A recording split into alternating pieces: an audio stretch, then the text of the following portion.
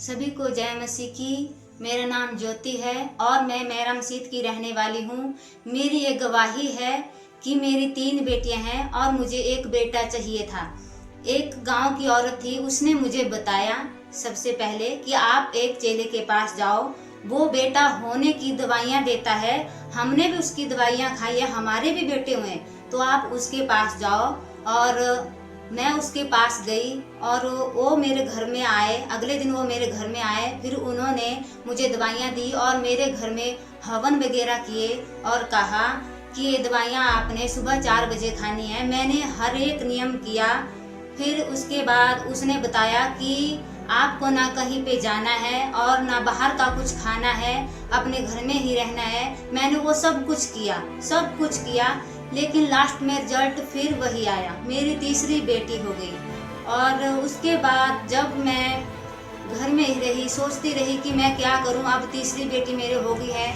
और वो चेला 12,000 रुपये हमसे लेके गया, लेकिन रिजल्ट फिर से वही आया।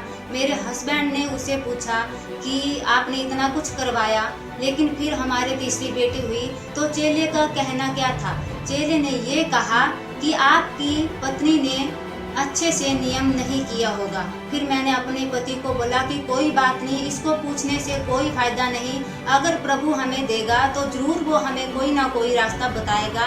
फिर उसके बाद एक लेडीज और थी, उसने मुझे बताया कि आप एक पंडित के पास जाओ, वो जन्म पत्री देख के सब कुछ बता देता है। और मैं अपने हस्बैंड को लेके वहाँ गई और पंडित के पास अपने पति की जो थी जन्म पत्री दिखाई और उसने बोला कि आपकी जन्म पत्री में 6 बेटियों का योग है और आपके 6 बेटियां होंगी। और मैं इस बात को सुनकर डर गई कि पंडित क्या बोल रहे हैं। फिर उसके बाद मैंने उनसे उपाय पूछा कि पंडित जी, आप हमें इसका उपाय बता सकते हैं? और उन्होंने बताया कि आप अपने घर पर 7 दिन का पाठ करवाओ और नहान वगैरह उन्होंने मुझे बताए। फिर हम उनकी बात को सुनकर घर पर आ गए। मैंने अपने पति से डिस्कस की कि इतना कुछ करने के लिए हम कहाँ से इतने पैसे लाएंगे। मैंने अपने पति को मना कर दिया कि कोई बात नहीं, इन सारी बातों को छोड़ो आप, अगर बेटा नहीं भी होगा कोई बात नहीं, 3 बेटियां हैं, अगर प्रभु हमें बेटा देना चाहता है तो वो जरूर हमें कोई ना कोई रास्ता बताएगा। मैं दिन में इधर उधर अपने घर में या बाहर कहीं जाना होता था तो ऐसे सड़क पर चलते प्रभु से ऐसे अकेले में बात करती थी कि परमेश्वर तू कहाँ है, अगर तू है तो मेरी पुकार को सुन और मुझे भी बता कि मैं कहाँ जाऊँ, कहाँ तू है, जो जहाँ मैं एक बार मांगने पर ही मेरी इच्छा पूरी हो जाए। तो उसके बाद मेरे जो बड़े जीजा थे वो चर्च में आते हैं, उनकी मम्मी को कैंसर की बीमारी हो गई थी। तो उन्होंने मुझे बताया कि मेरी मम्मी को कैंसर की बीमारी हो गई थी और वो वहाँ पर ही ठीक हुए हैं, चर्च में, चमुखा चर्च में। तो उनके कहने से मैं चर्च में आई और जब मैं चर्च में आई तो प्रभु के दास जी ने मुझ पर प्रेयर की और कहा, प्रेयर करने के बाद कहा कि सिस्टर, आपको प्रभु पर विश्वास करना है, क्योंकि विश्वास के द्वारा ही परमेश्वर काम करते हैं। मैंने कहा ठीक है, मैं प्रभु पर विश्वास करूंगी। और मैं ऐसे चर्च में आती रही। एक संडे चर्च में आई, फिर दूसरे संडे चर्च में आई। जब मैं तीसरे संडे चर्च में आई तो जैसे मैं मतलब प्रेयर करवाने के लिए पास्टर जी के पास जा रही थी तो उन्होंने मुझे दूर से देखा और कहा, सिस्टर, आपको प्रेयर करवाने की जरूरत नहीं है, क्योंकि प्रभु ने आपको आशीष दे दी है।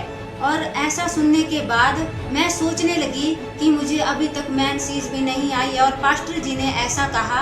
और मैं ये बात सुन करके अपने घर आई। दूसरे दिन मैंने टेस्ट किया और मेरी रिपोर्ट पॉजिटिव आई और मैं उसके बाद बहुत खुश हुई। मैंने बिना टेंशन के, मतलब मेरे मन में बिल्कुल भी टेंशन नहीं हुई कि पास्टर जी ने मुझे ऐसा बोल दिया। और मैंने प्रभु से मांगा भी है।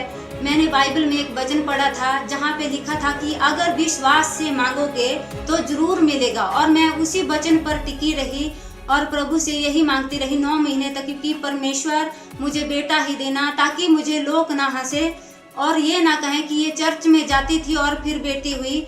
और जैसे कि मतलब बहुत सारे लोग मुझे पहले ये भी कहते रहते थे कि इसकी मम्मी के भी 6 लड़कियां हैं और इसकी भी 6 ही लड़कियां होगी। और पंडित ने मुझे ऐसा बोला था और मैं इसी बात को सुनकर डर भी गई थी कि पंडित भी ऐसा कह रहे हैं और लोग भी ऐसा कहते हैं, जैसे कि इसकी मम्मी के 6 लड़कियां हुई है, इसी के भी 6 लड़कियां होगी। तो चर्च में आने के बाद प्रभु यीशु मसीह ने मुझ पर ऐसी कृपा दिखाई और पास्टर जी ने मेरे लिए प्रार्थना की। मैं धन्यवाद करती हूँ प्रभु यीशु मसीह का भी, जिन्होंने मेरी प्रार्थना को एक ही बार में सुना, एक ही बार में कबूल किया। और धन्यवाद करती हूँ उनका, जिन्होंने मुझे चर्च के बारे में बताया।